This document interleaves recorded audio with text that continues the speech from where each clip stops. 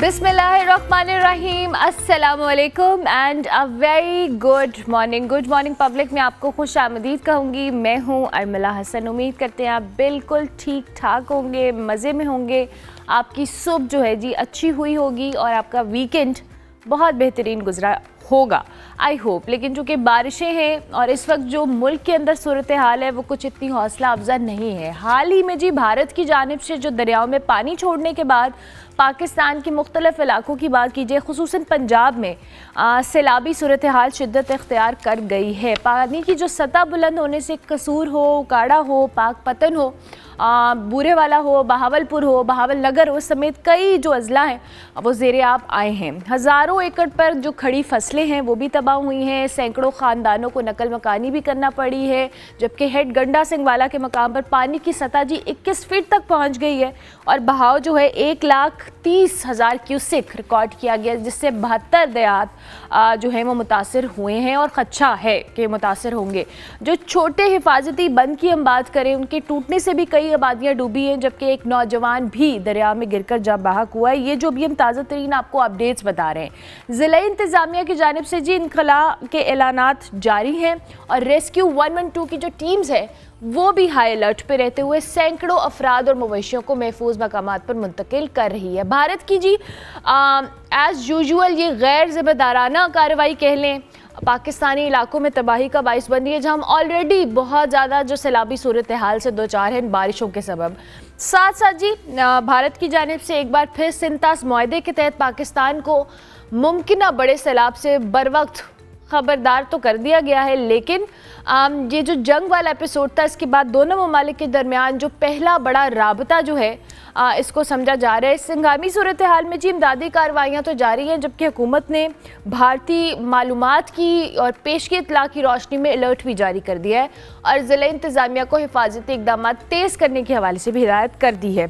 अब ये मुमकिन जो नुकसानात से बचाव को मुमकिन बनाया जा सकेगा या नहीं, इसके साथ साथ ये जो सिंतास मुआहदे के तहत एक रस्मी कार्रवाई के तौर पर इतला दी गई है, ये सारे मामला जो हैं ये किस तरह से, इस पर भी हम बात करेंगे। लेकिन जहाँ पे मैं पानी और सैलाबी सूरत हाल की बात कर रही हूँ, मुसलसल ये जो आबी जारियत इंडिया हमेशा करता है मुख्तलिफ मुआहदों की आड़ में, दरियाए सतलुज में जी गंडा सिंह के मुकाम पर जैसे मैंने मेंशन किया कि पानी का जो सतह है वो 21 फीट तक पहुँच गई है। मुसलसल इजाफा होने की वजह से सैलाबी सूरत हाल भी है। 30 से ज़ायद जो देहात है वो ज़ेरे आब आ चुके हैं, जबकि मज़ीद जो देहात है वो भी उनके भी नुकसानात के हवाले से खदशा ज़ाहिर किया जा रहा है। इस हवाले से हमारे नुमाइंदा जो फ़िदा हुसैन है वो हमें रिपोर्ट करें और वहाँ पे जो इस वक्त इनखला को लेकर, इमदादी कार्रवाइयों को लेकर क्या अपडेट्स उनसे जान लेते हैं। जी फ़िदा हुसैन बताइएगा।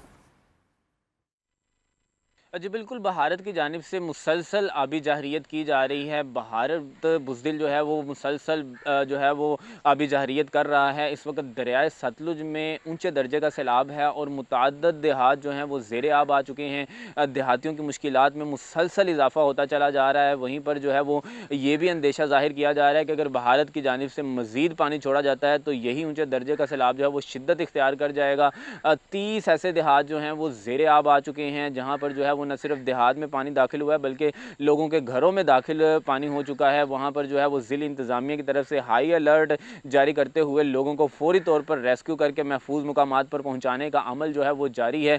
और ज़िला इंतज़ामिया की तरफ से ये भी बताया जा रहा है कि अगर मज़ीद पानी छोड़ा जाता है तो 70 देहात जो हैं वो ज़ेरे आब आने का खदशा जो है वो ज़ाहिर किया जा रहा है। भारत की जानिब से जो है वो मुसलसल जो है वो आबी जाहरियत करते हुए पानी दरिया सतलुज में जो है वो छोड़ा जा रहा है। वहीं पर अगर बात करें तो रेस्क्यू एहलकार जो है वो अपनी ड्यूटियां सर अंजाम देते हुए उनकी तरफ से जो है वो रेस्क्यू करने का अमल जो है वो बढ़ा दिया गया है। जबकि इससे पहले जो है वो दरिया के उस पार जाने के लिए ट्रांसपोर्टेशन भी देहातियों को दी जा रही थी कि वो अपनी ज़रूरियात के मुताबिक जो है वो रेस्क्यू एहलकारान को बताते थे कि हमने जो है वो दरिया के उस पार अपने घरों से कुछ चीज़ें कुछ अपने माल मवेशियों के लिए कुछ लेने के लिए जा रहे थे। लेकिन ज़िला इंतज़ामिया की तरफ से हाई अलर्ट जारी होने के बाद जो है वो इस वक्त ट्रांसपोर्टेशन को मुकम्मल तौर पर बंद कर दिया गया है और सिर्फ लोगों को वैक्यूएट किया जा रहा है और वैक्यूएट करने के बाद महफूज मुकामात पर पहुँचाया जा रहा है। ज़िली इंतज़ामिया जो है वो हाई अलर्ट है और उनका यही कहना है कि अगर भारत की तरफ से जाहरियत करते हुए मज़ीद जो है वो पानी छोड़ा जाता है तो यही ऊंचे दर्जे का जो सैलाब है ये शिद्दत इख्तियार कर जाएगा और मज़ीद जो है वो नुकसान का खदशा जो है वो ज़ाहिर किया जा रहा है। जी बहुत शुक्रिया फ़िदा हुसैन, आप इस हवाले से हमें अपडेट कर रहे थे। और दरियाओं में पानी छोड़ने का जो मामला है और इस पे जो क्लाइमेट चेंज का इम्पैक्ट भी समहाउ हम दूसरे एस्पेक्ट से कई दिनों से बात करें, जो सूरत हाल रही है इस पर भी हम बात करेंगे। डॉक्टर ज़ैनब नईम माहिर माहौलियात हमारे साथ मौजूद हैं। Thank you very much doctor Zainab, बहुत शुक्रिया कि आपने वक्त दिया। और इसके साथ साथ सिद्रा असदज़ई जो कि माहिर बैनुल अक़वामी अमूर हैं वो भी हमारे साथ मौजूद हैं, उनको भी हम खुश आमदीद कहेंगे। इस्लामाबाद स्टूडियो से मैं ज्वाइन करी हैं। Thank you very much Sidra, आपका भी बहुत शुक्रिया कि आपने हमें ज्वाइन किया।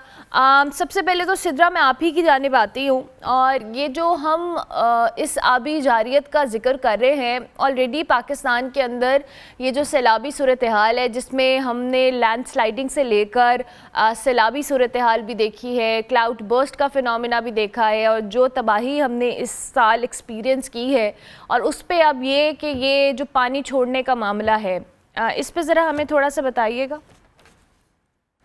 अर्मिला, ये जो हम लोगों ने पिछले दिनों देखा था कि सिंध तास माहिदे को उन्होंने यूनिलैटरली यानी एकतरफ़ा तौर पे ख़त्म करने की बात की थी या ब्रेक करने की बात की थी। इंटरनेशनल आर्बिट्रेशन कोर्ट है हमारे पास जो इंटरनेशनल लेवल पे काम कर रही है और सिंध तास माहिदा जो है वो उसकी जुरिस्डिक्शन के अंडर आ रहा था। अगस्त के स्टार्ट में इंटरनेशनल आर्बिट्रेशन कोर्ट का डिसीजन आता है अगेंस्ट भारत कि सिंध तास माहिदे को एकतरफ़ा तौर पे या यूनिलैटरली जो है वो मनसूख नहीं किया जा सकता भारत की तरफ से। और उससे भी शानदार जो इस डिसीजन के अंदर बात है वो ये है कि इसके अगेंस्ट भारत अपील नहीं कर सकता। सो ये तो हो गई हमारे पास पानी रोकने की बात। जब हम बात करते हैं पानी को छोड़ने की तो वहाँ पे हमारे पास हम ये देखते हैं कि इंटरनेशनल लॉ के under this is a water crime जिसको हम वाटर वॉरफेयर के तौर पे या टेररिज्म के तौर पे देखते हैं। This is also a form of terrorism कि जहाँ पे आप एक दूसरे कंट्री को उसकी मईशत को नुकसान पहुँचा रहे हैं इन अदर मीन्स। ज़रूरी नहीं है कि आप जो है वो टेररिज्म से हथियार उठा के कर रहे हैं, लेकिन आप टेररिज्म जो है वो उनकी मईशत को नुकसान पहुँचा के भी इस तरीके से कर रहे हैं। फिर हम देखते हैं कि ये जो सब्जेक्ट है जहाँ पे इस वक्त पाकिस्तान में खड़ी हुई फसलों को तबाह किया जा रहा है, ये आता है वर्ल्ड बैंक के डोमेन के अंडर, बिकॉज उन लोगों की इन्वेस्टमेंट है दुनिया के मुख्तलिफ कंट्रीज़ के अंदर। सो इस मोमेंट पे एक जो सजेशन मेरी तरफ से होगा वो ये है कि पाकिस्तान को इससे चाहिए कि वर्ल्ड बैंक को और सिक्योरिटी काउंसिल को इस मामले में as immediate as soon as possible जो है वो इन्वॉल्व करे, क्योंकि आपके पास अभी सिर्फ 19,947 लोगों को कल के तारीख में पंजाब से इवैक्यूएट और रेस्क्यू किया गया था।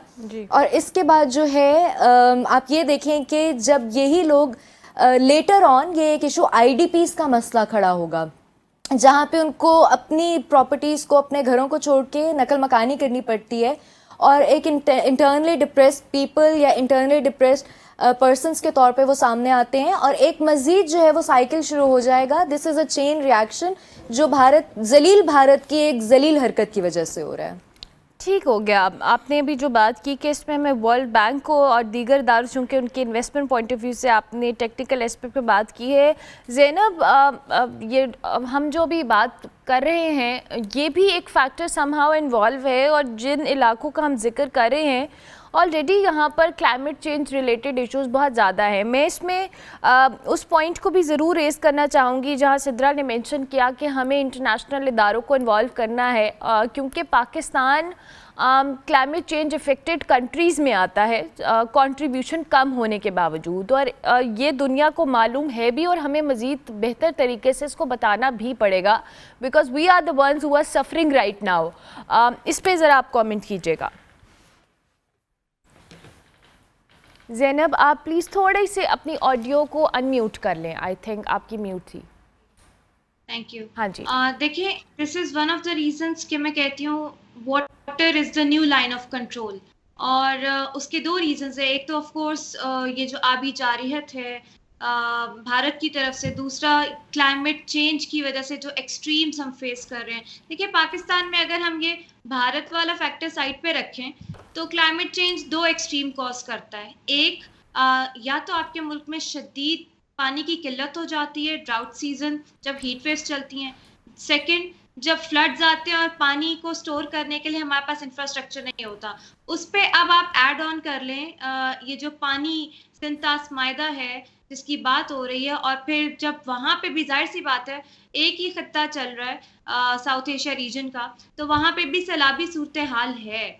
और अब मैंने शायद पिछले शो में भी ये बात की थी कि पानी को बंद करना या पानी को छोड़ना समटाइम्स इंडिया के अपने कंट्रोल में भी नहीं है ड्यू टू क्लाइमेट चेंज, क्योंकि क्लाइमेट चेंज किसी बॉर्डर को या किसी कंट्री को खास तौर पे नहीं पहचानता होता। तो एक फैक्टर ये है कि जब इंडिया बोलता है कि हम पानी नहीं देंगे या पानी रोक देंगे, तो this is not in their control, specially in the flooding season. Second factor ये है कि इंडिया पानी छोड़ दे और वो आबी जारियत शुरू कर दे उस टाइम पे जब हमारा खित्ता ऑलरेडी फ्लडिंग के उससे गुजर रहा हो। तो ये दोनों एक्सट्रीम्स हैं, एक जिस पे इंडिया का कंट्रोल है और दूसरा जिस पे इंडिया का कंट्रोल नहीं है। तो इस चीज को लेके पाकिस्तान अगर अपना केस स्ट्रॉन्ग करना चाहता है तो मैं बिल्कुल एग्री करती हूँ, उसको डेवलपमेंट इदारों के साथ बैठने की ज़रूरत है, ख़ास तौर पे वर्ल्ड बैंक के साथ एंगेज होने की ज़रूरत है। I totally endorse what Sidra has said.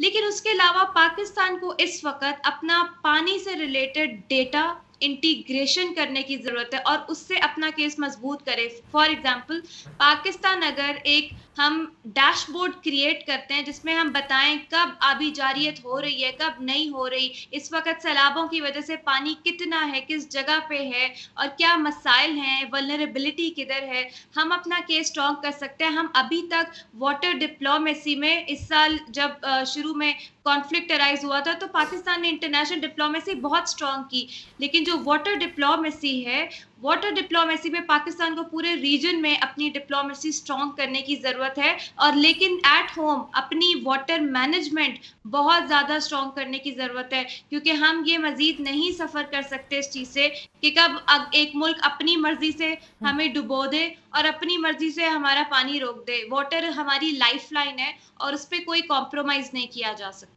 Absolutely, water हमारी लाइफलाइन है और जाहिर है कि किसी एक मुल्क की जो कह लें हर ढरबी की वजह से हम जो ऑलरेडी इतने ज़्यादा सैलाबों से दो चार हैं, जो सूरत हाल हम इस मुल्क के अंदर देख रहे हैं। अच्छा सिद्रा, अभी जो डॉक्टर ज़ैनब ने बात की, हमारी जो वाटर डिप्लोमेसी है, हमने अभी इस इंडिया पाकिस्तान एपिसोड के अंदर देखा था कि सिंध तास मुआहदे की, जहाँ आपने भी जिक्र किया अपनी कॉन्वर्सेशन में कि इनिशिएट किया इन्होंने कि वन साइड तौर पर इसको मुअत्तल करने के हवाले से बातें हुई, बहुत सारी चीज़ें अंडर डिस्कशन आई, लेकिन उसमें जो फैसला आया वो पाकिस्तान की फेवर में आया। लेकिन अब ये जो दूसरा एस्पेक्ट है ये ज़्यादा क्रिटिकल है, आई बिलीव समहाउ, बिकॉज इस वक्त जो अभी डॉक्टर ज़ैनब भी जिक्र करी हैं, जो वेदर एक्सट्रीम्स हैं ऑलरेडी बहुत चैलेंजिंग सूरत हाल है, कितने लोगों की जानें इस सारे मामले के अंदर ज़ाय हों। और ऐसे में जो डेवलपमेंट इदारों का डॉक्टर ज़ैनब जिक्र करी हैं, आप इस हवाले से मज़ीद क्या ऐड ऑन कर सकती हैं कि कितना इम्पॉर्टेंट है कि जो वाटर डिप्लोमेसी है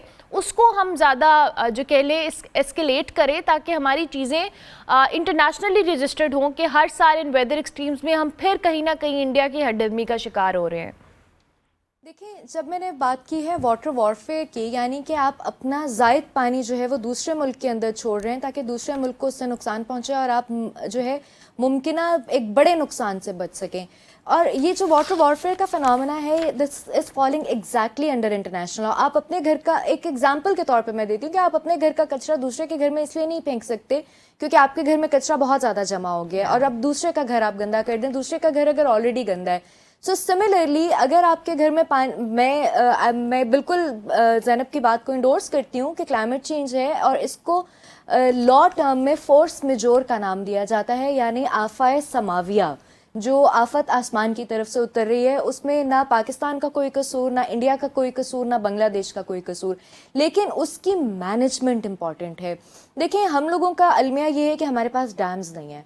हमारा अलमिया ये है कि हम लोगों ने दरख्त लगाने में जो है वो बहुत कोताही की है। हम लोग इंफ्रास्ट्रक्चर के नाम पे बड़ी बड़ी इमारतें खड़ी कर रहे हैं और हम दरख्तों को लगाना इम्पॉर्टेंट नहीं समझते, और जो लगे वो काट रहे हैं। सबसे बढ़कर। हाँ, हम उनको लगे हुए दरख्तों को हम काट रहे हैं और हम कंक्रीट की इमारतें वहाँ पे खड़ी कर रहे हैं। सिमिलरली अब इसके अंदर ये देखा जाए कि अगर मेरे घर के अंदर एक आफत आई हुई है तो मैं उसको अपने दरवाजे खोल के दूसरे घर के अंदर दाखिल होने ना दूं। क्यों? क्योंकि ये इंटरनेशनल लॉ के भी अगेंस्ट है। ये मोरालिटी की तो बात कर हम इंडिया के साथ क्या ही कर सकते हैं और क्या ही मोरालिटी हम इंडिया से एक्सपेक्ट कर सकते हैं, उस मॉरल ग्राउंड पे तो दे आर ज़ीरो। लेकिन ये कि इंटरनेशनल लॉ के ग्राउंड के ऊपर भी व्हाट वी सी इज़ कि ये एक दहशतगर्दी की फॉर्म है और ये एक इंटरनेशनल क्राइम है। This is falling under the crime. ठीक है, ठीक है। अच्छा डॉक्टर ज़ैनब, अभी सिद्रा जो बात करी है उसके साथ साथ ये जो हम फैक्टर्स क्लाइमेट चेंज का जिक्र कर रहे हैं, ये तो अब हम कह के भी आई बिलीव कि हमें जितनी बात करें कम है। हम प्रोग्राम के अंदर इस पर डिस्कशन में ला रहे हैं। ये जो हमने डैम्स नहीं बनाए, हमने जो ग्रीनरी, दरख्तों की, पुराने दरख्तों की कटाई की है, ये जितना पानी हम अभी देख रहे हैं, अगर हमारे पास इसको स्टोर करने का, इसको बेहतर तौर पे यूटिलाइज़ करने का तरीका हो तो आई बिलीव कि तबाही भी कम हो और इससे हमारी जो नीड्स हैं वो भी समहाउ कहीं ना कहीं पूरी हो सकती हैं, जिसमें हम प्लानिंग और गवर्नेंस और दीगर मामलों की जो दीगर चीज़ों की एक फ्लॉ देखते हैं। इस पे आप ऐड क्या करेंगी? इस पे मैं पहले तो ये ऐड करना चाहूँगी कि हमें जियोपॉलिटिकल लेंस से हमें बड़े डैम की ज़रूरत है पाकिस्तान में। और क्योंकि जाहिर सी बात है कि आबी जारियत जो है वो जारी रहने वाली है, सो हमें उसके लिए ज़रूरत है। लेकिन इन्वायरमेंटलिस्ट होने के लेंस से ऑफ कोर्स हमें वाटर स्टोरेज कैपेसिटी जो है वो बढ़ाने की ज़रूरत है। हमारे जो एग्जिस्टिंग इंफ्रास्ट्रक्चर बना हुआ है डैम्स वगैरह का, उसकी डीसिल्टिंग या उससे जो सेडिमेंटेशन हो जाती है, पानी की स्टोरेज में कमी आ जाती है, उसकी वजह से उनकी सफाई और वो मेंटेनेंस प्रॉपर उस पर इन्वेस्ट करना चाहिए। और दूसरी बात, हमें छोटे डैम्स बनाने चाहिए जब तक हम बड़ा नहीं बना पा रहे। रिटेंशन डैम्स होते हैं, स्टोरेज डैम्स होते हैं, आपके पहाड़ों से सैलाबी रेले आते हैं नीचे और वो पानी बह जाता है सारा। कोई आपने चेक डैम्स प्रॉपर बनाए हुए नहीं। इतना हिल टॉरेंट्स यानी पहाड़ों के सैलाबी रेलों का पोटेंशियल पाकिस्तान में अब बहुत ज़्यादा है और हम उसमें से तकरीबन अगर 200 हिल टॉरेंट्स हैं, 13 बड़े हिल टॉरेंट्स हैं उसमें, और उसमें से टोटल पोटेंशियल हम सिर्फ 10 से 13% ही अभी तक टैप कर पाए हैं, बाकी सारा पानी ज़ाया हो जाता है। तो मैं इसलिए बार बार फोकस करवाती हूँ इस चीज़ पे कि हमें इंटीग्रेटेड वाटर मैनेजमेंट, फिर छतों पर पानी को जमा करने के लिए रेन वाटर हार्वेस्टिंग, और फिर ग्रीन बफर जोन्स यानी कि जो मिट्टी है, नरम मिट्टी, उसको बढ़ाएं ताकि ज़ेरे ज़मीन पानी रिचार्ज हो। जो अंडरग्राउंड पानी के ज़खायर हमारे सूख रहे हैं उनको बढ़ाने के लिए ये बहुत ज़्यादा ज़रूरी है कि आप उसका मैकेनिज्म रखें। तो मेरे ख्याल से ये सारी चीज़ें हमारी एट होम अगर बेहतर हो जाती हैं तो फिर हम अगले की आबी जारियत का जवाब देने के लिए भी अपनी तरफ से एटलीस्ट हम वेल प्रिपेयर्ड हो सकते हैं। बिल्कुल ठीक है। इन द एंड सिद्रा, आप कुछ ऐड करना चाहेंगी? मैं बिल्कुल इंडोर्स करती हूँ, एग्री करती हूँ ज़ैनब की बात से, क्योंकि देखिए हम लोगों ने दिया मीर भाषा, वो फ़ोन कॉल होती थी और उस पर भी रिंग टोन सुनते थे कि 10-10 रुपये जमा करा दें, दिया मीर भाषा डैम बन रहा है। आई डोंट नो वो डैम कहाँ गया, और बहुत सारे लोगों ने वादा किया था कि वो अपनी निगरानी में बनाएंगे, and I really want some update on that, क्योंकि वो 10-10 रुपये करके बहुत सारे पैसे हमने भी जमा कराए थे और हम लोगों को इस वक्त अशद ज़रूरत है पानी के स्टोरेज की। प्लीज़ दरख्त लगाएं और ये कंक्रीट की बिल्डिंग्स, मैं नहीं कहती कि इंफ्रास्ट्रक्चर, ज़ाहिर है हमारे मुल्क का इंफ्रास्ट्रक्चर अच्छा हो रहा है, लेकिन आप ये देखें कि at the cost of what आप इंफ्रास्ट्रक्चर खड़ा कर रहे हैं और उसके बाद आपकी ही जो मईशत है उसको सिर्फ नुकसान नहीं पहुंच रहा, बल्कि आपके पास IDPs का, रिफ्यूजीज़ का मसला भी आ रहा है। आप लोगों ने जो लोग अपनी ज़मीनों से आपने रेस्क्यू किए हैं, आप उनको कहाँ लेके जाएंगे? बच्चों की स्कूल्स चल रहे हैं, लोगों के रोज़गार चल रहे हैं, आप उनको कहाँ पे एडजस्ट करेंगे? सो लॉज हमारे पास मौजूद हैं, लेजिस्लेशंस मौजूद हैं। काइंडली मेरी अपील है गवर्नमेंट से कि इन चीज़ों के ऊपर जो है वो ज़रा ज़्यादा तवज्जो दें। ज़्यादा तवज्जो। Thank you very much Sidra, बहुत शुक्रिया कि आपने अर्ली इन द मॉर्निंग हमें ज्वाइन किया। डॉक्टर ज़ैनब, आप हमारे साथ ही मौजूद रहेगा क्योंकि हमने ब्रेक के बाद जब वापस आना है तो हमने कराची के इशू के ऊपर भी बात करनी है कि कराची में जो सूरत हाल बारिशों के बाद हुई है उसमें क्या क्या फैक्टर्स हैं जिसको हम कहीं ना कहीं नज़रअंदाज कर रहे हैं। हम ब्रेक लेते हैं, ब्रेक के बाद वापस आते हैं। Welcome back to good morning public जी। ब्रेक के बाद वापस आ गए हैं हम। जहां बारिशों का जिक्र कर रहे हैं तो पाकिस्तान के सबसे बड़े शहर की भी बात अब हम करेंगे।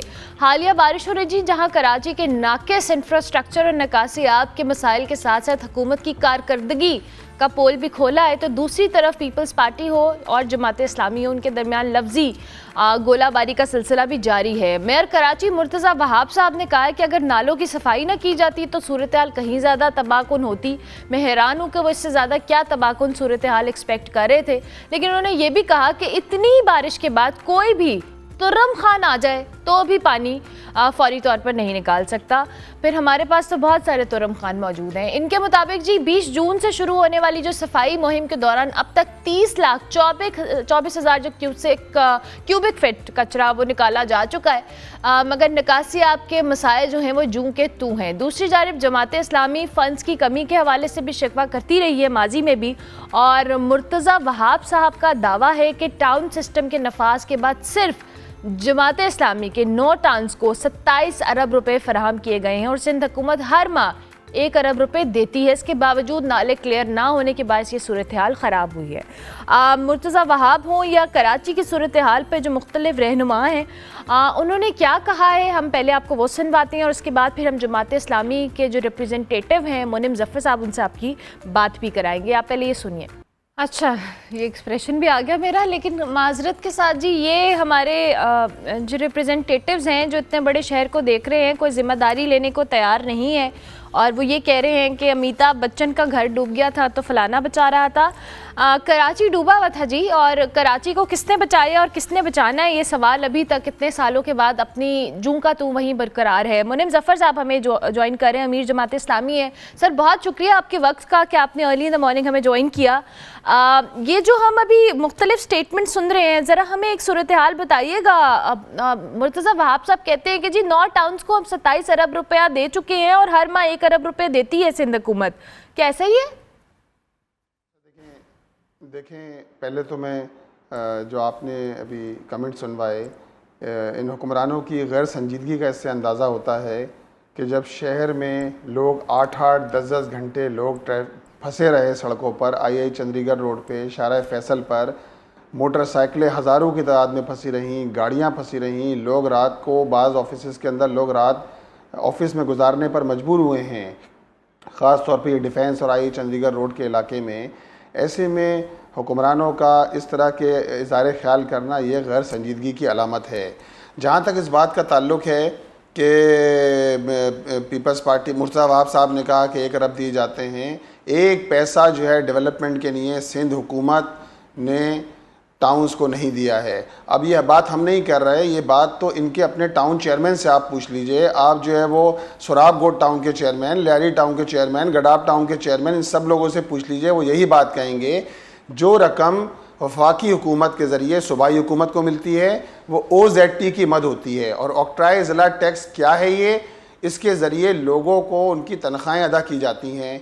और हमने तो हिसाब पेश कर दिया कि अगर 100 रुपये मिलते हैं तो 100 रुपये में से 80 रुपये तो तनख्वाहों में चले जाते हैं। फिर ये सारे सरकारी एम्प्लॉयज़ की अपनी मराहत हैं, इसके अंदर मेडिकल है इनको दीगर इंसेंटिव्स मिलते हैं, इनको फिर जो है वो पूरे साल में बोनस मिल रहा होता है, और इसी तरह जो है वो दीगर चीज़ें हैं, पेट्रोल पे ख़रायात हैं गाड़ियों के। ये सारी चीज़ें मिला लें तो एक पैसा जो है वो इन्होंने डेवलपमेंट के नाम पर नहीं दिया। ये तो ख़ुद हमें जवाब दें कि आया ये पैसा कहाँ जाता है। जो शहर कराची के लोग 95% सूबे को रेवेन्यू देते हैं कि, और जिसके नतीजे में ये सूबा चलता है, और कराची शहर टैक्स देता है तो पूरा पाकिस्तान चल रहा होता है। तो बताइए ना कि इस शहर के साथ अगर आप ये सलूक कर रहे हैं कि शहर के सारे अंडरपासेस भरे हुए हों, शहर डूब जाए, शहर के नालों की सफाई करने की आपके अंदर एहलियत ना हो, तो देखें कराची शहर बारिशों से नहीं डूबा। कराची शहर इन लोगों की नाहली, बदइंसामी और करप्शन की नज़र हुआ है। इन हुक्मरानों की जो 17 साल से सूबे पे बराजमान हैं, और वफाकी हुकूमत के जिसका हिस्सा MQM है, पीपल्स पार्टी और मुस्लिम लीग नून है, इन हुक्मरानों की ये जो बदइंसामी, नाहली और करप्शन है, इसने कराची को डुबो दिया, और कराची के अंदर कोई रिलीफ देने के लिए तैयार नहीं था। ये तो जमात इस्लामी के 9 टाउन थे, वरना शहर का बकिया हिस्सा भी आई चंडीगढ़ रोड और शारा फैसल का मंजर पेश कर रहा होता। मुनीम ज़फ़र साहब, मैं आपकी तरफ दोबारा आऊँगी। मैं ज़रा ज़ैनब, डॉक्टर ज़ैनब चूँकि हमारे साथ मौजूद हैं। डॉक्टर ज़ैनब, ये जो भी कराची की सूरत हाल पे आपने मैंने और पहले भी बात की है, ये सफाई का मामला तो है ही कि हमने नालों की सफाई नहीं की, तैयारियाँ नहीं की, प्रिकॉशनरी मेजर्स नहीं ले, लेकिन एट द सेम टाइम इसमें और भी बहुत सारे फैक्टर्स हैं। मैं चाहूँगी उन फैक्टर्स को भी आप ज़रा हाईलाइट करें, जिसमें इंफ्रास्ट्रक्चर और दीगर गवर्नेंस के इशूज़ की भी बात करें, और क्लाइमेट चेंज क्या वाकई ये जो मोस्टली इम्पैक्ट हमने देखा है ये उसी का नतीजा है या नहीं, हमारे गवर्नेंस के हमारे ये वाले मसाइल अपनी जगह बरकरार है, तभी ये कराची वाले इतना मेजर जो ट्रॉमा है वो फेस कर रहे हैं। देखिए, इसमें बिल्कुल क्लाइमेट चेंज से तो कोई खित्ता इस वक्त महफूज नहीं है। पाकिस्तान का कोई एरिया जो है इस वक्त सेफ नहीं है। तो क्लाइमेट चेंज तो अपनी जगह है, लेकिन हम फिर ये भी देखते हैं कि कराची में जब भी बारिश होती है तो सैलाबों में बुरे हालात हो जाते हैं। जो नई हाउसिंग सोसाइटीज़ हैं वो भी बुरी तरह मुतासर होती हैं। अब देखिए, इस पे दो फैक्टर्स हैं। एक ये कि कराची में तकरीबन 40 से 42 बड़े जो है स्टॉर्म ड्रेन्स हैं, जिनको आप कहते हैं बड़े नाले, जो कि मलीर या लियारी रिवर में जाके गिरते हैं और इवेंचुअली अरेबियन सी में चले जाते हैं। अब उन नालों की जो अपग्रेडेशन हुई या जो उसकी लास्ट टाइम जो उन पे काम हुआ था वो बहुत साल पहले हुआ था। अब छोटे माइक्रो लेवल पे कुछ प्रोजेक्ट्स चलते रहते हैं, वो भी फेल हो जाते हैं, लेकिन मेजर लेवल पे जो लास्ट काम हुआ था वो बहुत टाइम पहले हुआ था। उसके बाद से उस पर कोई अपग्रेड नहीं है। सेकेंडली, वो नाले क्लॉग्ड होते हैं वेस्ट मिस मैनेजमेंट की वजह से, जो कि आप और मैं बहुत दफ़ा बात कर चुके हैं। तो ये दो रीजंस है। तीसरा रीजन है प्लानिंग। अब कराची में जब दरख्त लगते हैं तो हम या तो एक दफ़ा में कोनो कार्पस लगा देते हैं, या फिर हम एक ही दफ़ा में शुरू होते हैं मैंग्रोव्स के पीछे, और हम ये नहीं देखते कि कराची शहर की अपनी रिक्वायरमेंट क्या है। बफर जोन प्लानिंग क्या होती है, वहाँ पे ग्रीन जोन प्लानिंग क्या होती है, वहाँ पे नरम मिट्टी किन जगहों पर चाहिए आपको, वहाँ पे जो नई हाउसिंग सोसाइटीज़ बन रही है वो पूरी पूरी डूब इसलिए रही हैं कि वो बिल्कुल रास्ते में है फ्लड प्लेन के, ठीक है, या ड्रेनेज के रास्ते में है, और उसका अंडरग्राउंड ड्रेनेज प्लान भी कोई नहीं बना हुआ। तो अर्बन प्लानिंग कराची से बिल्कुल बिल्कुल ख़त्म है, इस वक्त है ही नहीं। और सबसे बड़ा इशू देखें, ये तो हम बात करें ना मेन शहर की, आप अगर अर्बन पुअर या अर्बन स्लम एरियाज जो हैं वहाँ के हालात, वहाँ तो कोई पुरसाने हाल है ही नहीं, उनको तो बेसिक फैसिलिटीज ही नहीं मिलती। तो बारिशों में उनके हालात क्या होते हैं। तो इतने बड़े शहर की जब मैनेजमेंट अर्बन प्लान कोई मौजूद ही नहीं होगा तो ये सारे मामलात होंगे वहाँ पे। It's not just climate change, और हम हर दफ़ा ब्लेम नहीं कर सकते कि क्लाइमेट चेंज की वजह से हो गया तो ये बाकी मुल्कों में भी हो रहा है तो हमने ये कर दिया वो कर दिया। आई थिंक हमें क्लाइमेट चेंज को ना सियासी रंग नहीं देना चाहिए, क्योंकि वो किसी पॉलिटिकल पार्टी या बॉर्डर को नहीं जानता।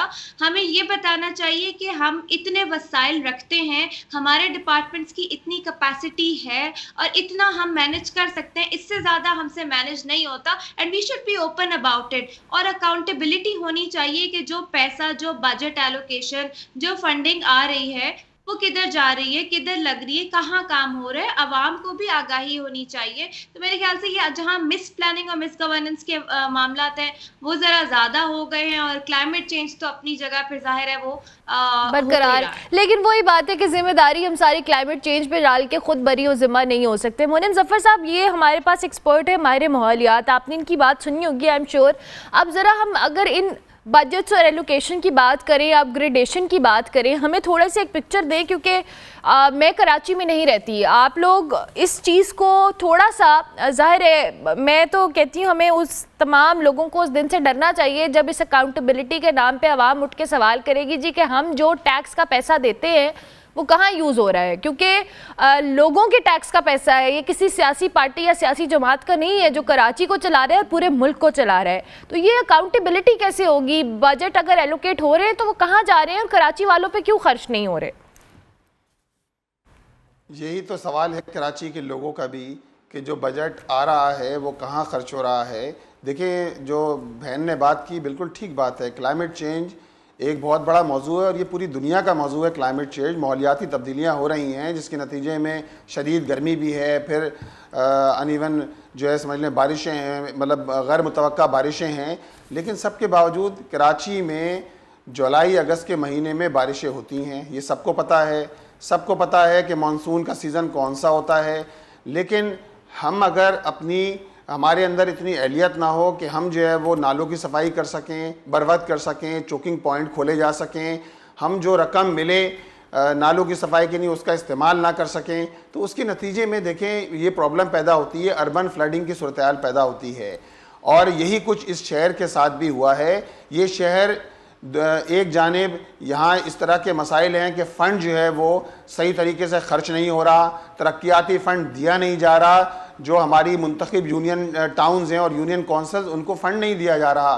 दूसरी बात यह है कि 18वीं तरमीम के बाद तो फिर ये रेस्पॉन्सिबिलिटी थी कि इख्तियारात निचली सतह पर मुंतकिल किए जाते। कराची ऐसा शहर है कि जहाँ इख्तियारात निचली सतह पर तकसीम नहीं किए गए, कोई कोऑर्डिनेशन नहीं है इदारों के दरमियान। एक इदारा है Karachi water and sewerage corporation, उसके चेयरमैन मुर्तज़ा वहाब साहब हैं, वो सूबाई हुकूमत वज़ीर बल्दियात के मातहत काम कर रहा है, यानी हुकूमत सिंध के मातहत। कचरा उठाने की जिम्मेदारी सूबाई हुकूमत के ज़िम्मे है। आप मुझे बताइए, लाहौर में तो ऐसा नहीं होता। लाहौर में तो वासा जो है वो बारिश होती है, लाहौर के अंदर भी, चले हम मुंबई की मिसाल नहीं देते, लोगों को परेशानी होती है, वहाँ 300 मिलीमीटर बारिश एक दिन के अंदर हुई और कारोबारी ज़िंदगी चलता रहा बिल्कुल।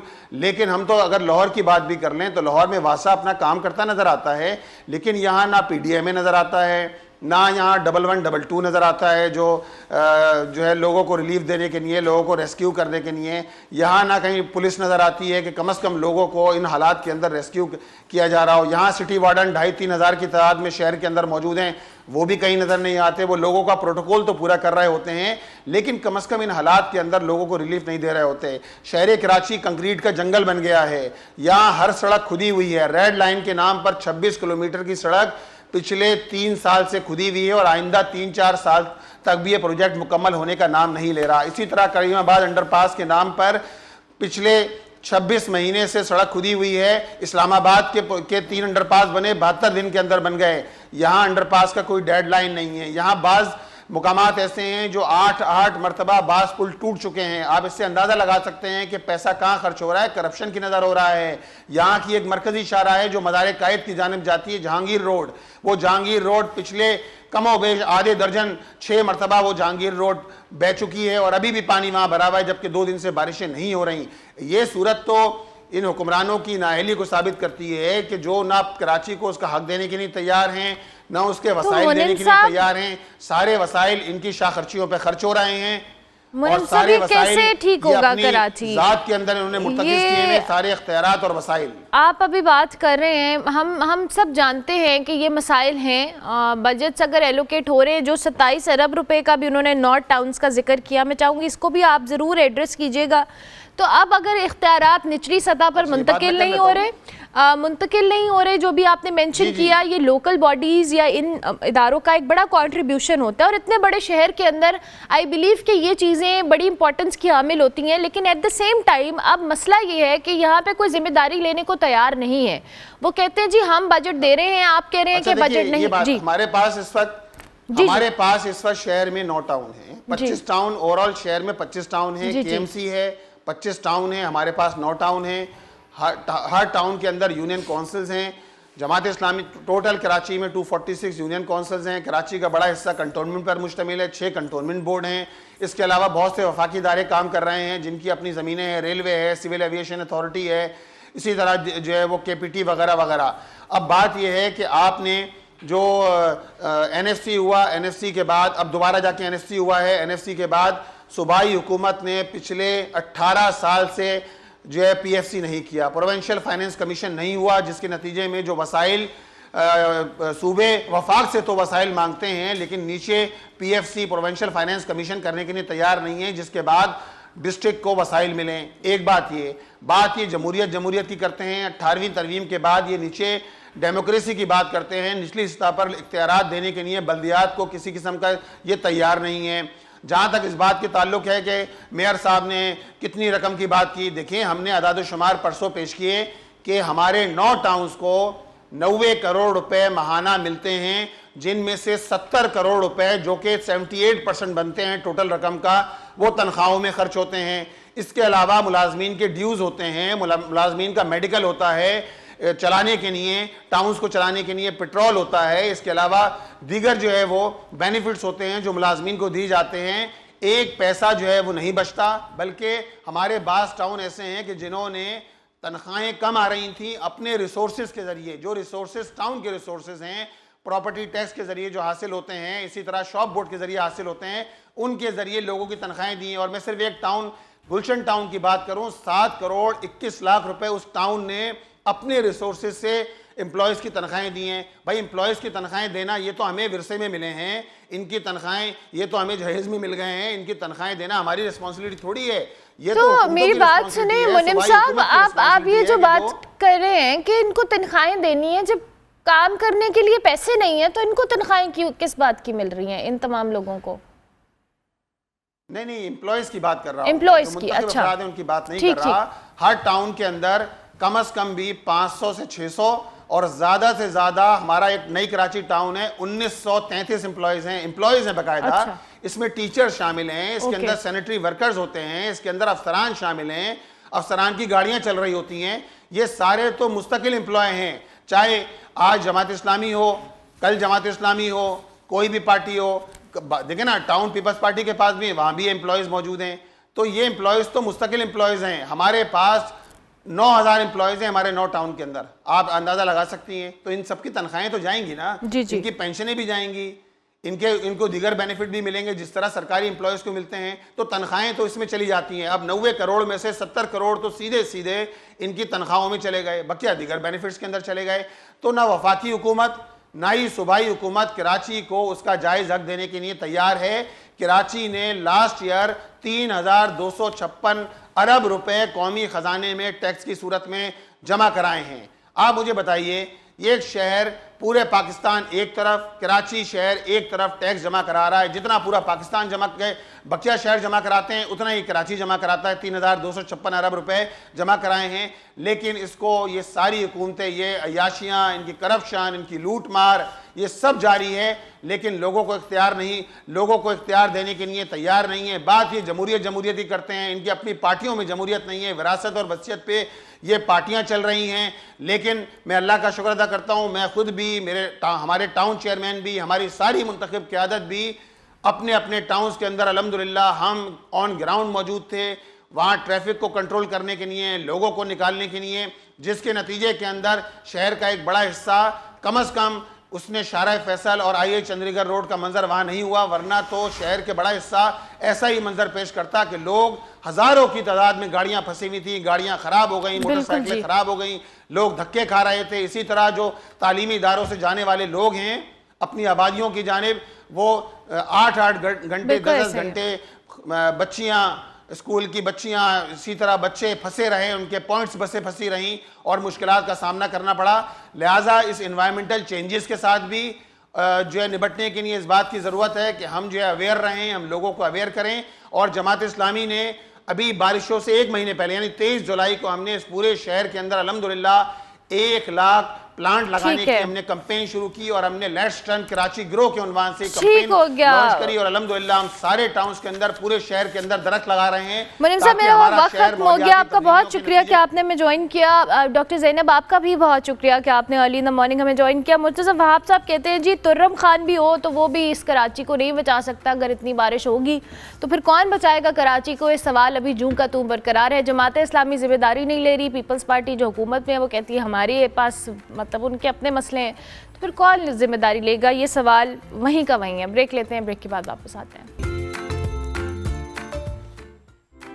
Welcome back to good morning public. जी, ब्रेक के बाद वापस आ चुके हैं। अब हम ज़रा कुछ ऐसे इशू के ऊपर बात करने वाले हैं जो हर एक शख्स का प्रॉब्लम है, चाहे वो ख़वातीन है या मर्द हज़रात हैं।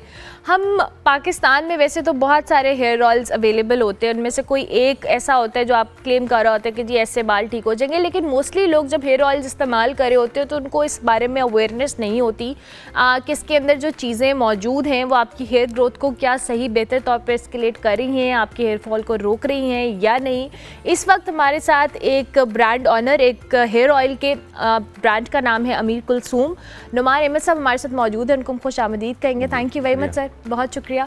हम पाकिस्तान में वैसे तो हमारी जो मसाइल होते हैं, चाहे वो ख़वातीन हो या मर्दों, सबका एक ही मसला होता है, हेयर फॉल हो रहा है। फिर अगर हेयर फॉल हो गया है तो हेयर ग्रोथ दोबारा से नहीं, रीग्रो नहीं हो रहे। थोड़ा सा हमें अपने प्रोडक्ट और ब्रांड के हवाले से बताइएगा। जी जी, बहुत शुक्रिया आपका कि आपने मुझे दावत दी और मुझे टाइम दिया मुझे। सबसे पहले तो ये है कि मैं अपने घर से शुरू करता हूँ मैं, क्योंकि हमारे घर में काफ़ी अरसे से हेयर फॉल का, डैंड्रफ का बहुत इशू है। मार्केट में तो बहुत से सॉल्यूशंस भी हैं, सब कुछ हैं, और मेडिकेटेड हेयर ऑयल्स भी हैं, लेकिन वो बहुत इस्तेमाल किए, नुस्खे भी इस्तेमाल किए, हकीमी नुस्खे भी इस्तेमाल किए, लेकिन कुछ अरसे के लिए आप कह लें कि कुछ फ़ायदा होता है, लेकिन उसके बाद फिर दोबारा से वही काम शुरू उनको परमानेंट सॉल्यूशन ही निकलता। बिल्कुल।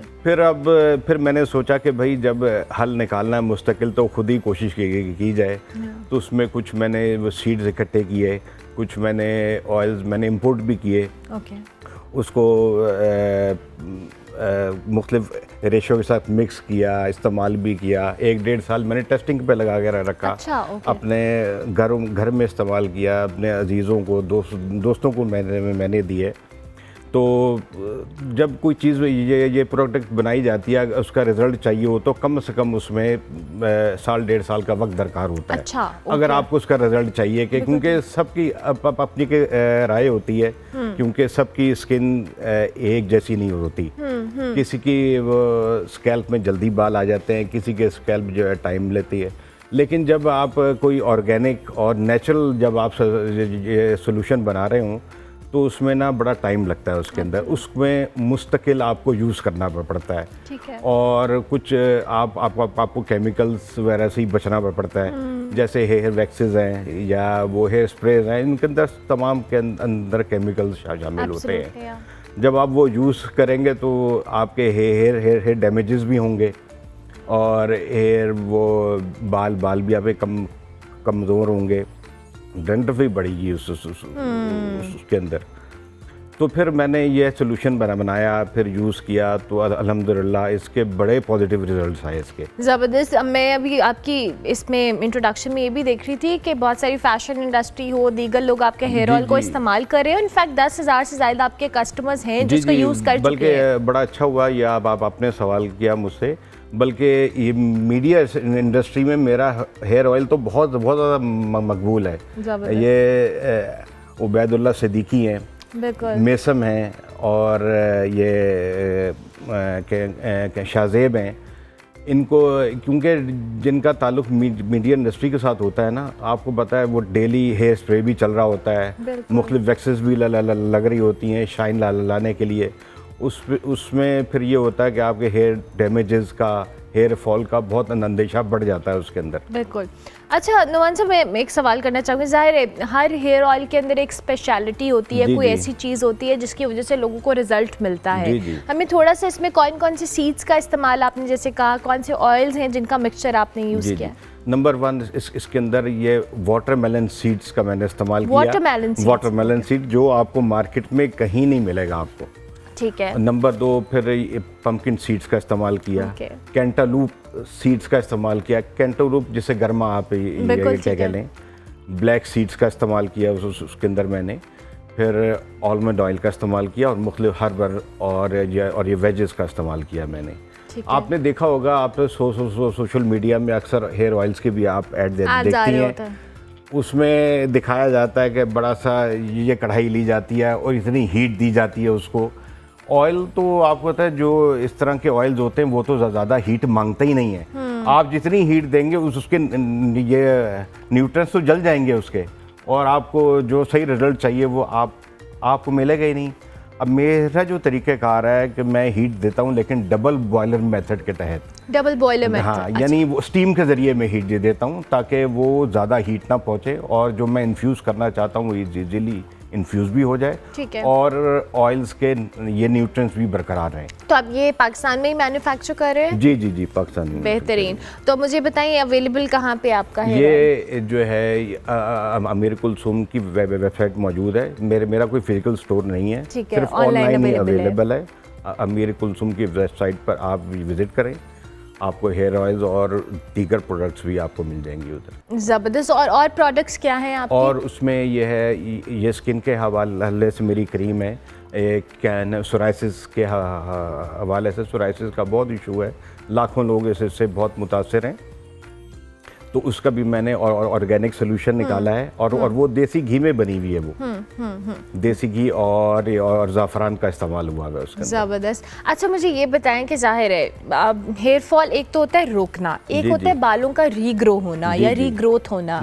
आप उस हवाले से बताएं कितना हेल्पफुल है ये? इसमें ये है कि देखें, जब आप कोई प्रोडक्ट इस्तेमाल कर रही हों तो कम वो एक तो रेगुलर इस्तेमाल करें, और कोई भी चीज़ आप खा रही हों या पी रही हों या लगा रही हों, कम से कम 20 दिन तो आपको इस्तेमाल करें, तो 21वें दिन आपको जाके उसका रिज़ल्ट मिलता है। ठीक है। अच्छा, उसके साथ ये है कि आपको स्किन वो जो है, अब अपने आप को हाइड्रेट करने के लिए पानी का भी आपको इस्तेमाल करना पड़ता है ज़्यादा। इसके अंदर जो ऑयल इस्तेमाल किए गए हैं, ये एक तो स्कैल्प को डीपली हाइड्रेट रखते हैं, ठीक है, और इजीली एब्जॉर्ब हो जाता है ऑयल। ये थिन ऑयल है, लाइट ऑयल है, और ये स्कैल्प की ये ब्लड सर्कुलेशन को बहुत इंक्रीज़ करता है। ठीक है। और जितने ये न्यूट्रिएंट्स ऑयल के अंदर मौजूद है, रूट्स तक पहुंचते हैं, रूट्स को हेल्दी करता है और बालों का वॉल्यूम थिक करता है ये। ठीक हो गया, ठीक हो। और आपने कहा कि इसको कम से कम आपने 20 दिन इस्तेमाल करना है। मैं आपको मिसाल दे रहा हूँ। ये आप 2 मंथ्स आप इस्तेमाल करें तो आपको बड़े वाज़ेह रिजल्ट मिलेगा, और हफ्ते में 3 दिन आप ये लगाएं। और मैं ये भी तमाम को बताना चाहूँगा, शैम्पू भी ज़्यादा इस्तेमाल करने से आपका हेयर फॉल बढ़ जाता है। बिल्कुल सही। शैम्पू आप तब इस्तेमाल करें जब आप हेयर ऑयल इस्तेमाल करें। अगर 3 दिन इस्तेमाल कर रहे हैं तो 3 दिन शैम्पू करें। और इतना लाइट ऑयल है, नॉन ग्रीसी ऑयल है ये, कि 1 वॉश के अंदर आपका ऑयल जो है क्लीन हो जाता है ये। ठीक हो गया। और शैम्पूज मोस्टली लोग सल्फेट फ्री रिकमेंड कर रहे होते हैं कि ये शैम्पूज इस्तेमाल करें, तो अगर ये नॉर्मली ऑयल्स का इशू ये होता है कि जब आपने बालों में लगाया तो उसको निकालने के लिए आपको 1-2 वॉशेस करने पड़ते हैं। अब ये तो आप सिंगल वॉश के अंदर बेशक आप लाइट से लाइट शैम्पू भी अगर इस्तेमाल करेंगे तो ऑयल फौरन उतर जाएगा। अच्छा, ज़बरदस्त ज़बरदस्त। थैंक यू वेरी मच नवान साहब, बहुत शुक्रिया कि आप तशरीफ़ लाए और अपने हेयर ऑयल के हवाले से आपने बताया। अमीर कुलसूम इनकी वेबसाइट है, वहाँ पर आप जाएँ, इनका ये ऑयल्स और इनकी स्किन रिलेटेड प्रोडक्ट्स अवेलेबल है। नुमान साहब हमारे साथ मौजूद थे, इस ब्रांड के ओनर हैं। हेयर ऑयल है, बहुत सारे लोगों को इशू होता है, और बहुत सारे अभी इन्होंने भी मेंशन किया कि मीडिया हो, फैशन इंडस्ट्री हो, बहुत सारे लोग इनका हेयर ऑयल इस्तेमाल कर रहे हैं, रिजल्ट्स बहुत अच्छे हैं। लेकिन हेयर ऑयल अगर आपने इस्तेमाल करना है, थोड़ा कंसिस्टेंट होकर करना है, और इसकी आपने केयर भी करनी है। सो इस हवाले से हम बता रहे थे। ब्रेक लेते हैं, ब्रेक के बाद वापस आते हैं। Welcome back to good morning public जी। ब्रेक के बाद वापस आ चुके हैं, और अब जिस टॉपिक के हवाले से हम बात करें, इट्स वेरी इंटरेस्टिंग, और बहुत सारे लोगों के लिए ये कुछ टर्मिनोलॉजी जो है ऑरा की, आप इससे फेमिलियर भी होंगे, बहुत सारे लोगों के लिए न्यू टर्मिनोलॉजी भी होगी। अगर आप सोशल मीडिया प्लेटफॉर्म से इस्तेमाल करते हैं या आप नॉर्मली कॉन्वर्सेशंस कर रहे होते हैं तो आपने ऑरा के लफ्ज़ के हवाले से या इसके बारे में सुना होगा। हम अगर अपनी बॉडी स्ट्रक्चर, एनाटमी की बात करें तो सिर्फ कह लें ना, हम सिर्फ एक जिस्म के तौर पे नहीं मूव कर रहे होते हैं, हम अपने साथ बहुत सारी एनर्जीज़ को कैरी कर रहे होते हैं, जिसे हम ऑरा कहते हैं। हमारी जो जिस्मानी कैफियत होती है, जहनी कैफियत होती है, वो हमारे बहुत सारी एनर्जीज़ को डिफ़ाइन करती है। समहाउ बहुत सारे लोगों की जो सेंसेस होती हैं टुवर्ड्स सम एनर्जीज़, वो बड़ी ज़्यादा अच्छी भी होती हैं, और they are very convenient about it कि हमें इस बंदे से या इस शख्स से या इस एनवायरनमेंट से एक अच्छी फील नहीं आ रही, एनर्जी अच्छी नहीं है। आज हम इसी वाले से बात करेंगे कि ऑरा बेसिकली है क्या, और ये किन चीज़ों की अक्कासी करता है। जिन चीज़ों को हम आइडेंटिफाई कर रहे होते हैं, हमारी ज़िंदगी में जो मैनिफेस्टेशन होती है, हमारी सोच होते हैं, हमारे इरादे होते हैं, उनको हकीकत में बदलने का जो एक प्रोसेस है, उस पर भी असरअंदाज होती है। इस वक्त हमारे साथ एजाज़ अहमद साहब मौजूद हैं, स्पिरिचुअल ऑरा हीलर हैं, उनको हम खुश आमदीद कहेंगे। थैंक यू वेरी मच एजाज़ साहब, बहुत शुक्रिया कि आप तशरीफ़ लाए। ये मेरे लिए टॉपिक मेरे प्रोग्राम पे पहली दफ़ा डिस्कस हो रहा है, so I am really looking forward कि हम कुछ अच्छी सी कॉन्वर्सेशन बिल्ड करेंगे। आई बिलीव कि थोड़ा सा हम शॉर्टली, अगर हम ऑरा है क्या, जो लोग जानते हैं और जो लोग नहीं जानते उनके लिए एक आइडिया हो जाए। देखें, ऑरा इतनी इम्पोर्टेंट चीज़ है, अब तो उस पर दुनिया पे काम हो रहा है। मैं 20 से 22 साल से इस पे काम कर रहा हूँ। आपकी इसको आसान कर देते हैं ताकि सुनने वाले जो ऐसे मेरी तरह के सादे लोग भी होंगे जो इसके लिए टॉपिक नया होगा। आपकी बॉडी के इर्द गिर्द एक बायो एनर्जी फील्ड होती है जो कि आपकी अंदर की एनर्जी से बनती है। तो आपकी जितने भी फाइनेंस के इशू होते हैं, आपके जितने रिलेशनशिप के इशू होते हैं, आपके जितने अच्छा लगने के इशू होते हैं, आपने देखा हो कुछ लोग बड़े मेहनती होते हैं, बड़ी मेहनत करते हैं, स्ट्रगल करते हैं, बाकी लोगों से ज़्यादा वाइज भी होते हैं, मगर उनकी ज़िंदगी में उनको कामयाबी नहीं मिलती। या बड़ी हमारी बहनें, मैं अक्सर एक बात करता हूँ, जो ये प्रोग्राम है ये मेरे और आपके लिए नहीं है, ये मेरी किसी बहन के लिए, किसी भाई के लिए जो कहीं दूर बैठा हुआ है और उसने अचानक इस टीवी को ट्यून किया। जब उसने ट्यून किया तो मेरे अल्लाह ताला ने उसको ये मैसेज देना था। आपका ऑरा आपकी 7 एनर्जी चैनल जो आपकी बॉडी में, जिसको आप ची कह सकते हैं, आप उसको लताइफ कह सकते हैं, आप उसको चक्रास कह सकते हैं, उनसे बनता है। वही आपके स्पाइन के ज़रिए आपके पेनियल ग्लैंड सिस्टम को टच करते हैं। पेनियल ग्लैंड सिस्टम आपके इर्द गिर्द एक शीट बना लेता है।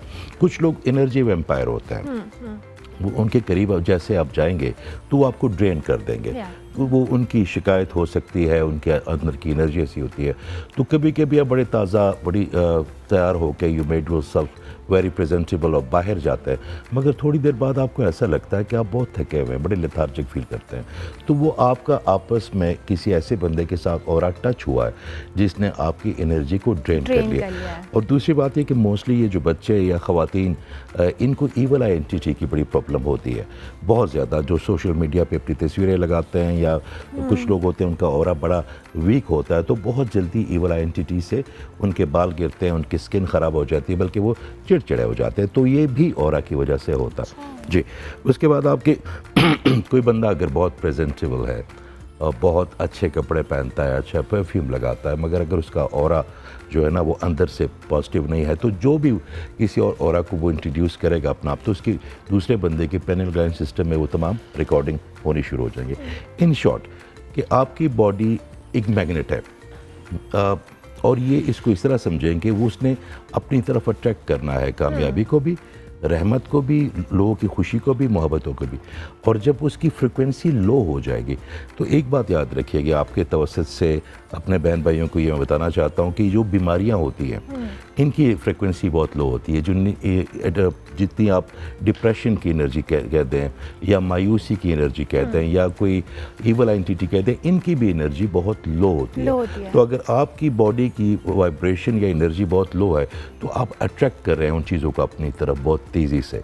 तो आप चाहे जितना मर्जी विटामिन खा लें, आप जितने मर्जी अच्छा फूड ले लें, एक्सरसाइज कर लें, मगर अगर आप इन तमाम चीज़ों को अट्रैक्ट करेंगे, आपका मैग्नेट, तो आपके अंदर ये तमाम चीज़ें आएंगी। तो अगर आपका ऑरा स्ट्रॉन्ग है और आपकी फ्रिक्वेंसी हाई हो गई है तो इसका मतलब है कि you are immune from everything. Aura आपका स्पिरिचुअल इम्यूनिटी है, ऑरा आपके विंग्स हैं जिनके साथ आप या तो उड़ सकते हैं या फिर आप रेंगेंगे। Very interesting. अच्छा, आपने अभी लास्ट में कहा कि ऑरा अगर आपका स्ट्रांग होगा तो आप बहुत सारी चीज़ों का इम्यूनिटी है इसमें। ऑरा स्ट्रांग क्या हो सकता है? हो सकता है तो कैसे? देखें, 12 इशारे हैं कुरान में भी। हम इस वक्त मेरे तो ज़्यादा पेशेंट जो हैं वो तमाम मज़ाहिब से हैं, मगर हम यहाँ पे क्योंकि मैं पाकिस्तान आता हूँ, इस मिट्टी की मुझ पे बड़ा कर्ज़ है और यहीं पे मैं भाग के इसलिए आता हूँ कि यहाँ पे शायद इसकी ज़्यादा ज़रूरत है। आपको जब याद होगा वो डायलॉग जो शैतान ने अल्लाह के साथ किया कि आपने मुझे ये कह तो दिया कि इसको सजदा करो, अब मैं आपके सिराते मुस्तकीम पे बैठूंगा और उनको शुक्रगुजारी से रोकूंगा। इसका मतलब ये हुआ कि बाकी तमाम इबादत से जो ग्रेटिट्यूड है वो बहुत हाई फ्रिक्वेंसी वाली चीज़ है, वहाँ से आप इसको लिंक करें। जब भी कोई बंदा ग्रेटिट्यूड में होगा ना, उसकी फ्रिक्वेंसी बहुत हाई होगी, और जो बंदा ग्रेटिट्यूड में नहीं होगा तमाम प्रॉब्लम उसको।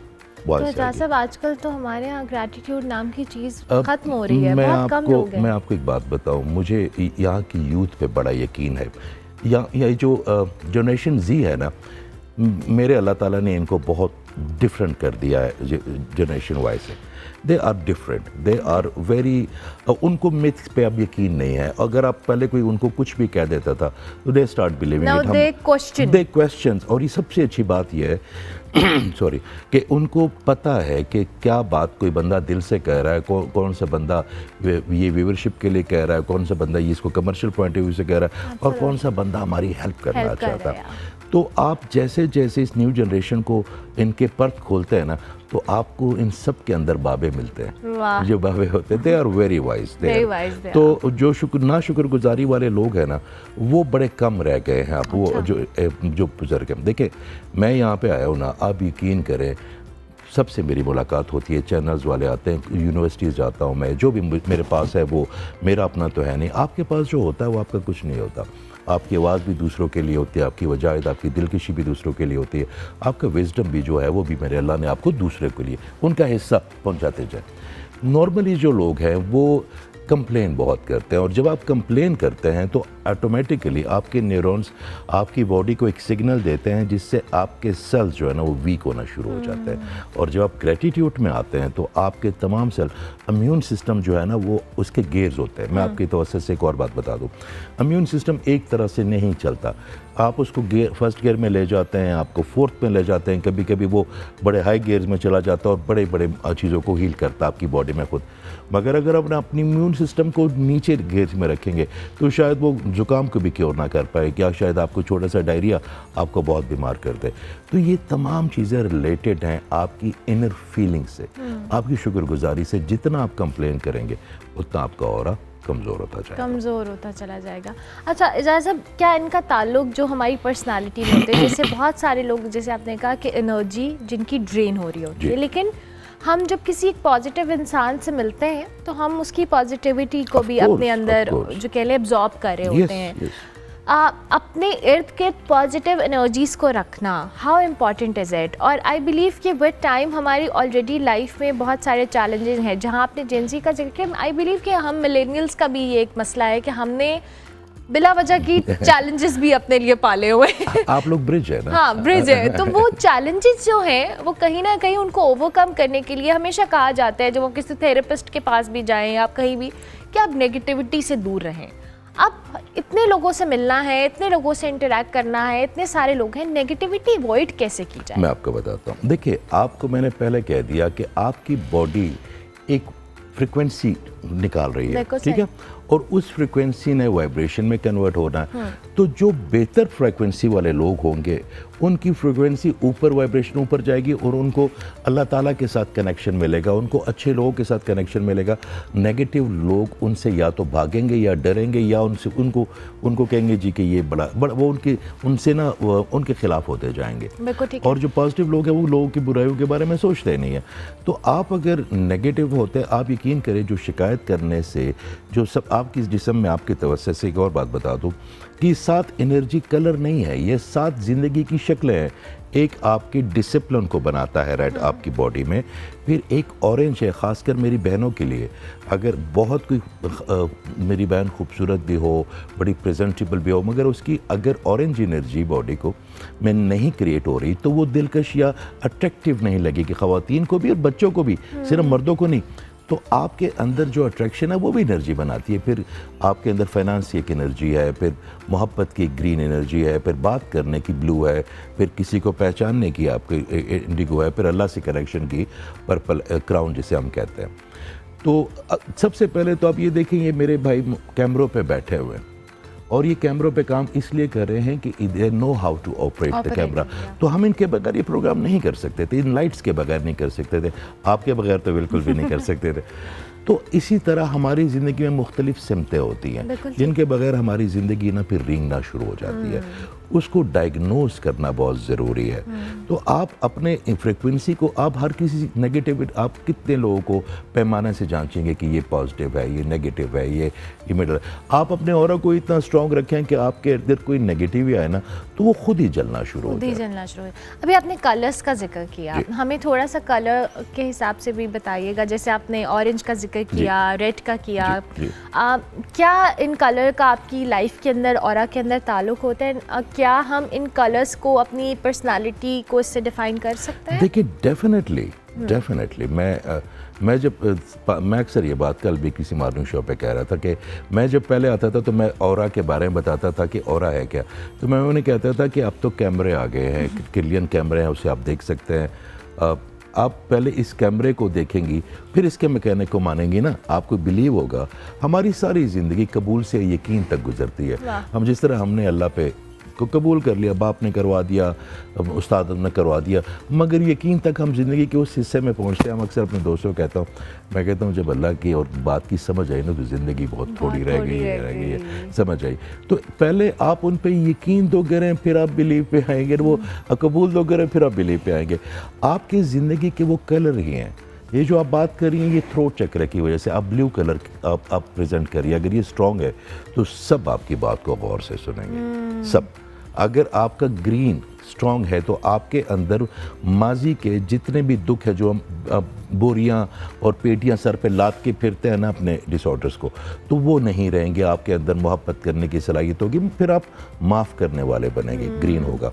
फिर इस तरह ऑरेंज, जैसे मैंने आपको कहा कि अगर वो किसी मर्द का कम हो जाए तो उसको अपनी जो पार्टनर के साथ कन्वर्सेशन ऐसी होगी जैसे वो फ्रेंच बोल रहा है और वो ये पश्तो बोल रहा है, कभी दोनों के आपस में कैपेबिलिटी नहीं बनेगी। ख़वातीन तो बिल्कुल अट्रैक्टिव नहीं लगती उस एनर्जी की। जैसे आप अक्सर सुनती हैं कि फलां बच्ची को बंदिश है, लोग आके देख रहे हैं, ये बंदिश जो ब्लॉकेज है ये आपके ऑरे के कलर के कम होने से होती है। तो जैसे भी कलर्स आइडेंटिफाई कैसे होते हैं? देखिए, आपके साथ एक मेजर है ना, आपका ब्लड है आपकी बॉडी के अंदर, आपके अंदर विटामिन हैं, आपके अंदर वाइट सेल्स हैं, ब्लैक सेल्स, तो ये आपकी बॉडी के तमाम चैनल्स को चला रहे हैं। तो इन तमाम चैनल्स को चलाने के लिए भी आपके अंदर एक सिस्टम होना चाहिए ना, और वो है आपके कलर्स।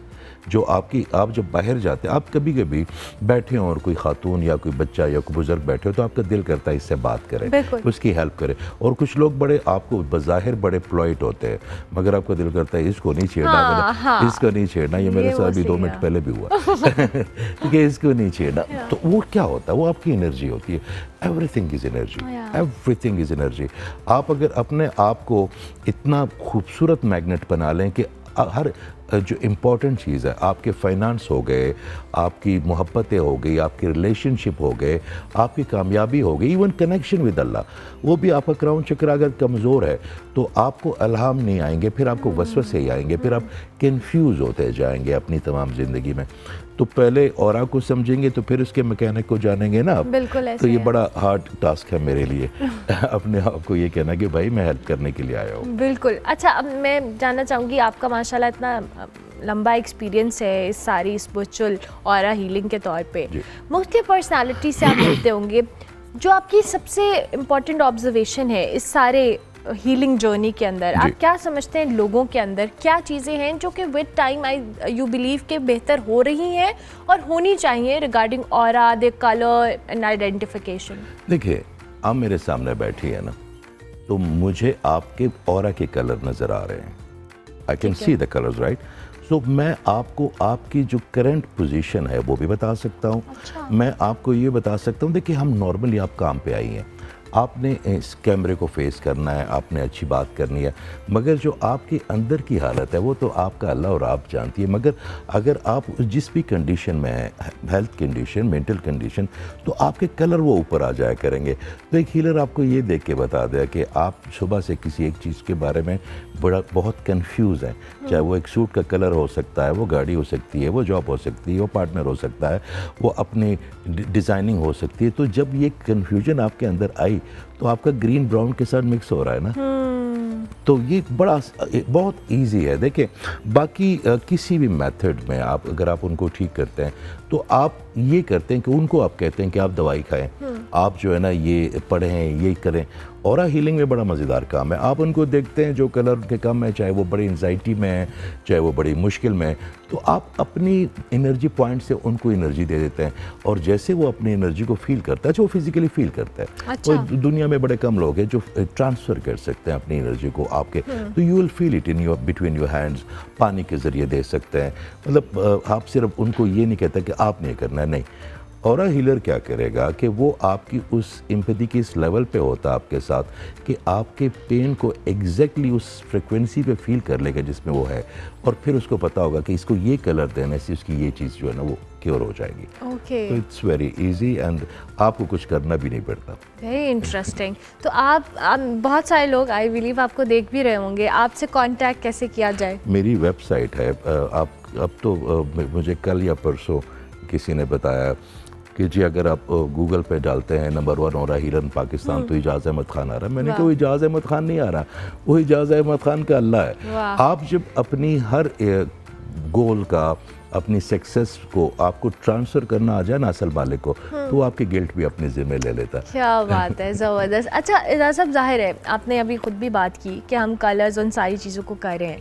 अब एक पर्सनालिटी के अंदर अगर मैं हूँ, मुझे लगता है कि मुझे स्पिरिचुअल हीलिंग की ज़रूरत है, और समहाउ अब आइडेंटिफाई कैसे करें एक शख्स? देखिए, अगर आप लेथार्जिक फील करती हैं बगैर किसी वजह के, अगर आपके बाल गिरते हैं बगैर किसी वजह के, अगर आप मेहनत करते हैं बहुत ज़्यादा और आपको उसका रिटर्न नहीं मिलता, आप घर जाते हैं, आपकी बीवी आपके साथ वैसे बगैर किसी वजह से लड़ना शुरू हो जाती है, आप बड़े लविंग हैं, आप मगर लोग आपसे डिस्टेंस हो रहे हैं, आप अच्छा करते हैं, लोग आपसे भागते हैं, तो इसका मतलब है क्योंकि ऐसी एनर्जी है, या आपने किसी से नेगेटिव एनर्जी ले ली है। अगर आपको ऑरा शील्ड नहीं है, देखिए ब्रोकन ऑरा एक बलून की तरह होता है जिसमें सुराख होते हैं, तो जो आपकी बॉडी एनर्जी जनरेट करेगी वो बाहर से ड्रेन हो जाया करेगी। तो आपके अगर आपकी बॉडी के अंदर अगर जिस तरह सिंपैथेटिक एनर्जी है और पैरासिम्पैथेटिक एनर्जी है, अगर वो डिस्टर्ब हो गई तो सिंपैथेटिक एनर्जी आपको काम करने के लिए कहती है और पैरासिम्पैथेटिक आपको आराम करने के लिए कहती है।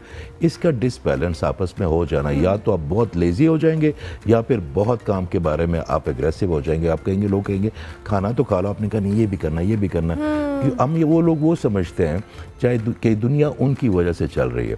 तो ये सारी डिसबैलेंस ऑफ कलर आपकी पर्सनैलिटी को बड़ा अजीब सा कर देता है। वही लोग जो बड़े मीठे होते हैं और आप उनके साथ जाके बड़ा खूबसूरत करते हैं। अब ऑरा हील करने के लिए बहुत और भी बड़े तरीके हैं। आप नेचर में जा सकते हैं। ये जो डिसेबल बच्चे हैं, आप सिर्फ इनके रेडियस में बैठ जाए, आपका ऑरा हील होता है बहुत। आप ये जो अल्लाह ताला ने बड़े ऐसी, जब आप काबे के पास चले जाएं, काबे में जाने, काबे की इतनी स्ट्रांग मैग्नेटिक फील्ड है कि वो आप 7 चक्कर क्यों लगाते हैं, क्योंकि आपकी एनर्जी पॉइंट्स आते हैं हर एक जगह पे, अल्लाह ताला उसको फिल कर देता है। आपकी ब्रेन को एनर्जी चले जाना शुरू कर देती है, आपके सेल्स दोबारा से अलाइव हो जाते हैं, आपको नजर आती है चीज़, आप कहते हैं जी वाह वाह क्या बात है। और आप जब कहीं जब भी जाएं तो आप एक क्लैरिटी के साथ वापस आते हैं। That's the most important beautiful thing about it. I believe के बहुत सारे, अच्छा जैसे ये भी एक बड़ा फैक्टर है कि हम में से बहुत सारे लोग क्लियर नहीं है regarding anything. We are a confused, I believe, generation somehow, और हमने हर चीज़ के अंदर एक कंफ्यूजन क्रिएट की हुई है, और वो क्लैरिटी मिलना भी, आप समझते हैं, it's a part of healing process. देखिए आपकी ज़िंदगी में ग्रे एरिया नहीं होना चाहिए। You should be very clear about few things. या आप वाइट में हो या ब्लैक में हो। हम क्या होता है कि मोस्टली लोग ग्रे एरिया में होते हैं। जब वो कोई फ़ायदा हो तो अल्लाह की तरफ चले जाते हैं, नहीं तो नज़र बचा के वो समझते हैं कि हमने दरवाज़ा अगर बंद कर लिया या घर की खिड़की बंद कर ली तो अल्लाह बाहर रह गए, हमें कोई नहीं देख रहा। अल्लाह नहीं बाहर रहा, वो खल्क उनके बुत हैं, लोगों से डरते हैं ज़्यादा, अल्लाह से उनको इतनी परवाह नहीं है। आपकी क्लैरिटी भी तब आएगी जब आप कंफ्यूज नहीं होंगे, ना आपको अपनी चॉइसेस पे कंफ्यूजन होगी, ना आपको अपने बिलीफ पे कंफ्यूजन होगी, ना आपको अपने बिजनेस की स्टेप पे कंफ्यूजन होगी। तो आपने ग्रे एरिया को नहीं रखना अपनी ज़िंदगी में। You need to be very precisely correct in that point. Lovely. In the end हमारे प्लेटफॉर्म से हमारे देखने वालों को एनीथिंग यू वांट टू से? देखें, अगर आप चाहते हैं कि आप अल्लाह से जो चाहते हैं वो आपको जल्दी से मिले, तो आप भी खल्क को वो देना शुरू कर दें जो आपको जल्दी चाहिए। क्या बात है, बड़ी खूबसूरत बात है वैसे ये वाकई। थैंक यू वेरी मच साहब, बहुत शुक्रिया कि आप तशरीफ़ लाए। इजाज़ अहमद खान साहब हमारे साथ मौजूद थे, स्पिरिचुअल ऑरा हीलर, और बड़ी इंटरेस्टिंग कॉन्वर्सेशन रही। कलर्स का, ऑरा का, आपकी पर्सनालिटी से, आपकी मैनिफेस्टेशन से बड़ा गहरा ताल्लुक होता है, तो उस पर हम बात कर रहे थे। ब्रेक लेंगे, ब्रेक के बाद वापस आएंगे। Welcome back to good morning public. जी ब्रेक के बाद वापस आ गए। अब पाकिस्तान की जो ऑटो इंडस्ट्री है उसके हवाले से बात करेंगे, जो इस वक्त बज़ाहिर तौर पे बहरान से गुजर रही है। ख़ास तौर पे अगर हम छोटी गाड़ियों की बात करें, जहां जून के मुकाबले में जुलाई में जो गाड़ियों की फ़रोख्त है उस पर नुमायाँ कमी रिकॉर्ड की गई है। जो कि मैं छोटी गाड़ियों के हवाले से बात कर रही हूँ कि उनकी फ़रोख्त में गैर मामूली कमी देखी गई है। और फ़रोख्त में कमी की बुनियादी वजह जो वफाकी बजट में गाड़ियों पर जो सेल्स टैक्स में इजाफा दिया है और इसके साथ साथ जिसके जो इम्पैक्ट है जुलाई के अदाद शुमार में वाज़े तौर पर हमें नज़र आए हैं।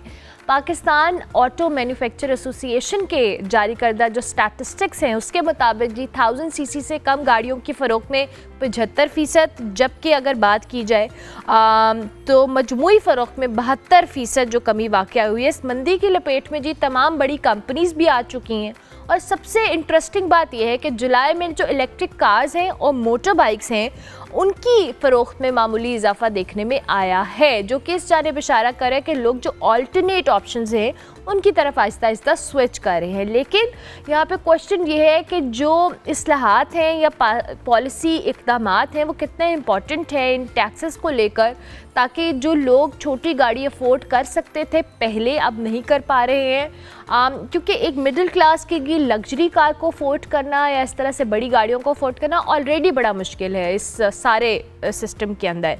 सालिया हसन हमारे साथ मौजूद हैं, उनको हम खुश आमदीद कहेंगे, ऑटोमोबाइल एक्सपर्ट हैं, उनको हम बहुत शुक्रिया अदा करेंगे। थैंक यू वेरी मच सालिया, बहुत शुक्रिया कि आपने हमें ज्वाइन किया। क्या मैं ये सही एक मेरी बात से आप अग्री करती हैं कि एक आम मिडिल क्लास आदमी जो कि एक छोटी गाड़ी अफोर्ड करता था अपनी फैमिली के लिए, उसके लिए बड़ा चैलेंजिंग हो गया है इन सारे टैक्सेस और पॉलिसीज़ को लेकर? पहले I am really thankful Nirmala for your invitation and yes बहुत मुश्किल हो गया। I come to your question, बहुत मुश्किल हो गया। देखें गाड़ी एक हम अपना सोशल स्टेटस को अपने उसको मेंटेन रखने के लिए गाड़ी रखते हैं ताकि फैमिली के साथ मूव अराउंड कन्वीनियंटली कर सकें। कहीं शहर से बाहर सफ़र करना है तो किसी और बस में जाने या किसी और मोड ऑफ ट्रांसपोर्ट के हम अपनी गाड़ी को यूज़ करें। सेफ भी है, वाइबल भी है, इकोनॉमिकल भी पड़ता है। लेकिन आप देखें कि टैक्सेस इस बार जितने भी आए हैं वो जो भी फेडरल ने अपनी न्यू पॉलिसी ये व्हीकल पॉलिसी जो है इन्होंने इंट्रोड्यूस की है, उसमें आप ये देखें कि 12.5% से टैक्स उठकर 18% आ गया है। तो जो बंदा ये गाड़ी लेता था वो कैश पर नहीं लेता था, वो बैंक के थ्रू लेता था। अब बैंक के थ्रू यही सुन रहे थे कि सिंगल डिजिट में आपका काइबोर आ जाएगा, वो भी आज तक नहीं आ सका। 11.5 पर आपका काइबोर खड़ा हुआ है, उसके ऊपर 4% वो और इंटरेस्ट पे करेगा। तो गाड़ी की आप देखें ना प्राइस कहाँ चली जाएगी, वो कितना अरसा उसके बोझ तले दबता रहेगा। 12.5% उसका सेल्स टैक्स पे कुछ इतना था कि वो अपने आप को स्ट्रेच करके वो गाड़ी ले लेता था। छोटी गाड़ियों को बजट कार्स कहते हैं। इसमें काफी यंगो के इन ड्राइव के लोग ड्राइवर्स इनको किस्तों पर लेकर यूज कर रहे थे, तो उससे कमाई भी कर रहे थे, कमाई का भी जरिया था, ट्रांसपोर्टेशन भी थी, सब कुछ था। बट यस, लोगों का लिविंग स्टैंडर्ड नीचे गिरा है।